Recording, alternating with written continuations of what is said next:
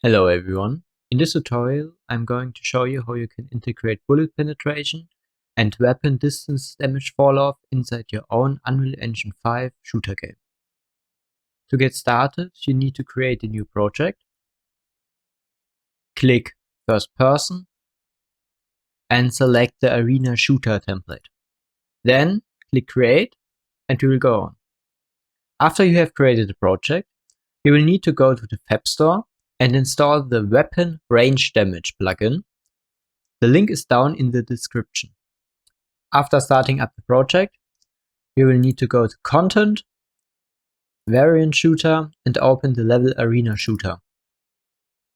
When press play, you will see that the weapon applies the same damage regardless of distance, and it is also not possible to shoot through walls. To enable bullet penetration and distance damage falloff, we will need to edit the blueprints. Inside the folder Variant Shooter, open up the blueprints, and there you will find the pickups, and under pickups there should be the BP shooter weapon base, which we will open now. When opened, you will see that there is an entry point called start firing. Inside this, there's a function called fire. Step to it, and back here is a fire bullet function. And here you can see we spawn an actor, which has a projectile movement, and as soon as hitting a wall, it stops moving and applies its damage. For bullet penetration, we will need to change this. We won't use an actor, but we will use a line trace instead. To still have a visual feedback, we are going to add some decals. To get started, we need to add a new component. It's called the Weapon Trace Damage. Let's add it. And here you can see some settings. Under weapon damage, there is the trace precision. And under range, the damage range curve. And under falloff, you can find Surface Falloff Data Table. The weapon trace precision is an interval in which we will check for new walls. For example, if hitting a wall, we will shift the hit location by the trace precision, this means by 10 centimeters, to not hit the same wall again.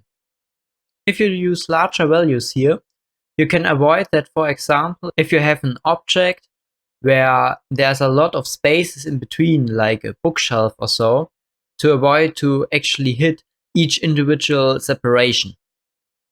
The damage range curve is a float curve which describes the damage distance falloff. The x-axis describes the distance in meters, and the y-axis describes how much damage should be applied in this distance. The Surface Falloff Data Table is used to map a falloff value to a physical material. The falloff value states how much of the original damage should be present after 1 meter. Like, for example, if you set it to 0.5, you will get half of the damage applied. Before applying these parameters, we are going to remove the spawn actor, grab our weapon trace damage, and call weapon trace. This function is the main function you will need to get this plugin to work. What it does is, it is for the bullet penetration and damage distance falloff. The parameters you can see here are actually the same you can see on a line trace by channel. However, the return values are different. When we take a look at the structure, you will see 3 parameters: the hit result, the damage, and the is backside. The hit result is the same as from line trace by channel, while damage is the actual damage at this position which should be applied. And the is backside states if this hit result is the leaving point of the bullet. For the inputs, we are going to look at the calculate bullet spawn transform. In here, at the end, you will find the get socket location of the muzzle. Let's copy that and paste it. This will be the actual start of our line trace. For the end, we just use the target location. For the actors to ignore, we will make a new array and put in the getOwner, which will basically be the pawn who owns the weapon. The weapon itself will be automatically ignored by the weapon trace, though there's no need for additional setup. For trace channel, we will use the camera. We need a separation between ranged weapons and non-ranged weapons. We will move this here and add a branch with false connected to our weapon trace and true connected to the all spawn actor. And here let's assign this to a new variable and let's call it p is weapon range. Let's compile and disable it. We need to do this to still have the bullet class spawned for the weapon grenade launcher and also the pistol. These should not be able to shoot through walls. We need to add a not here because we want the weapon range to use the weapon trace and not the actor. And also to use the spread again, we should stay on the calculate bullet spawn transform, break it, use the rotation, get the forward vector, multiply it by a large number,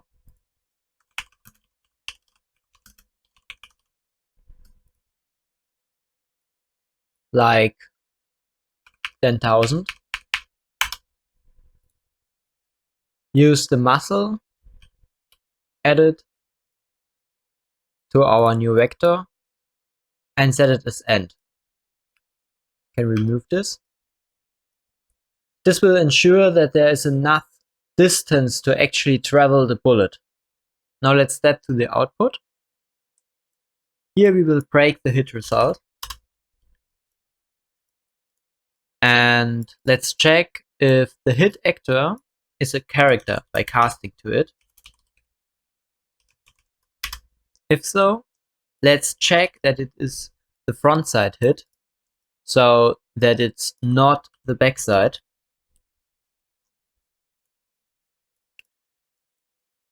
If you won't do this, you would actually hit your character twice, because the bullet hits and leaves the character.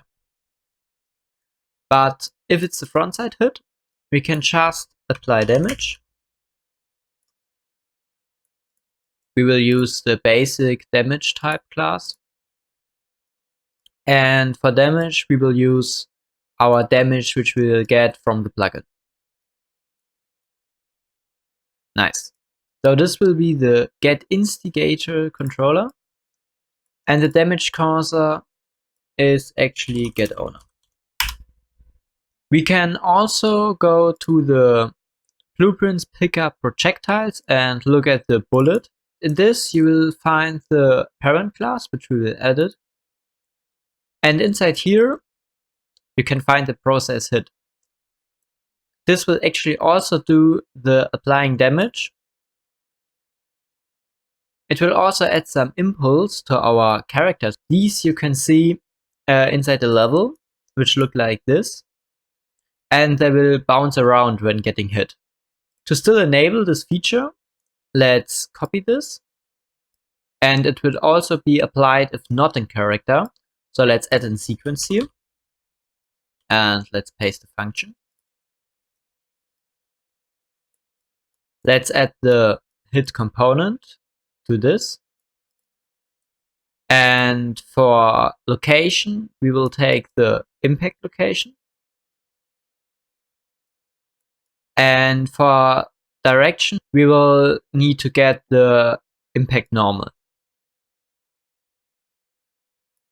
So to actually have him physics force here, let's remove this and we will use a constant value. Let's use a negative value so that it gets hit from the right direction because the normal points away from the actor. Let's use this constant, for example. Also, let's add a check here.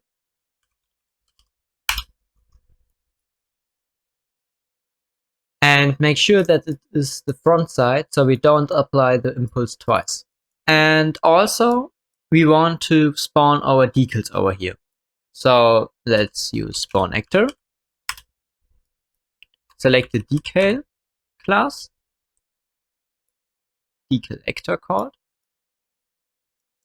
And here we can set decal.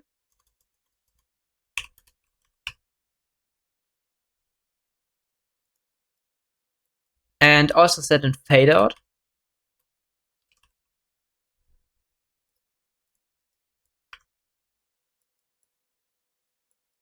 To let's say 5 seconds, and it should apply after 10 seconds. And let's also grab the actor and call attach to component like this. And for parent, we will use the hit component. Set this to keyword so that the decal on moving actor stay relative to the original position. Perfect. Now let's add a spawn transform. And for location, we will again use our impact point. Let's scale to 0.05 and use the impact normal and use make rod from C. Plug it into the rotation. And for owner, let's use self. Perfect. Let's compile and save. Let's assign our decal material. So go to the content, look at the variant shooter, and let's create a new folder over here, which we will call materials. Click in here, create a new material. Let's call it weapon decal and open it. Inside this, change the material domain to default decal, change the blend mode to translucent, and let's create a little circle. So we use circle, the image circle, using 1- over here to change the white and the black, and let's multiply it. Take a color. We will do this just a little gray, put it in base color. Use this as the opacity, and let's make the center to 0.5 so that it is in the middle. And for the radius, let's use 0.1. Save. Let's test it in our level. Yes, looks great. Delete this. Go back to the shooter base. Set the decal material in variant shooter, blueprints, pickups, weapons, and over there the rifle. Click open full blueprint editor. And under here, let's search for weapon range. Enable this. Compile. And now we will need to set the trace damage parameters. We will leave trace precision. For Falloff, let's create a new data table. I think we will do this inside the weapons directly. Search for data table. Select the data table. And for this, let's use the Surface Falloff structure. Click OK. Let's call it DT Surface Falloff. And we also need to create a new physical material. So let's search physical material, select physical material, call it PM hit target, open the surface falloff. Let's add 2 entries. You could give it a name, but for now I will just use the default. For the first one, select the default physical material, which means that every material which hasn't any physical material applied, it will use this physical material. And the damage falloff should be just fine. So let's keep 6-7% of the original damage. And inside here, let's use the PM hit target. Let's set the damage falloff to 0. This means that the bullet can't get through this material. And now you can already set the falloff table to DT surface falloff. Compile and save. You could also set this directly in the base class, but for now it's just for the rifle. You could apply multiple data tables for each individual weapon to have more control, but typically you have the same falloff structures for every weapon. Now let's take a look at the damage range curve. This is as said a float curve. We could do this create manually, but the plugin has some creator tools to easily do this. Let's go to content and search for the plugin. It is in your plugins folder, or if you have installed it via fab, inside the engine and then plugins folder. Here it is under plugins, and we will go into the weapon range damage content. We'll find this demo, and here is a weapon range damage demo. Open it. The demo level has an in-editor creation tool setup. The creation tool consists of a start, which symbolizes the camera and has all the functionality, and some targets. These targets have each a setting called damage and damage target. This means at the position where the target is located, this damage should be applied. Damage target states if this target should be regarded for the start. The start will find all targets in its direction line. The creation tools have 3 functions: generate falloff, generate damage curve, and load damage curve. Generate falloff can be used in this target over here, where you can see we have 2 active hit targets. When clicking generate falloff, it will look between the targets if there is an obstacle. It will measure the thickness of this obstacle and check what the damage settings are on both targets. It will then calculate the falloff which is needed to go from this damage to this damage with an obstacle of this thickness in between. The resulting falloffs will be returned as an array over here. As you can see, between the start and the first target, because the base damage is 30 and also the target has the damage 30, no falloff is needed, so it stays at 1.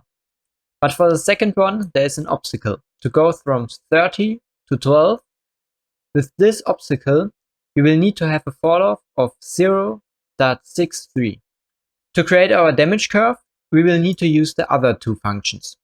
When clicking generate damage curve, it will collect all hit targets and its damage, create the curve, and also automatically generate an asset called this name over here, which you can change, but we will leave it for now.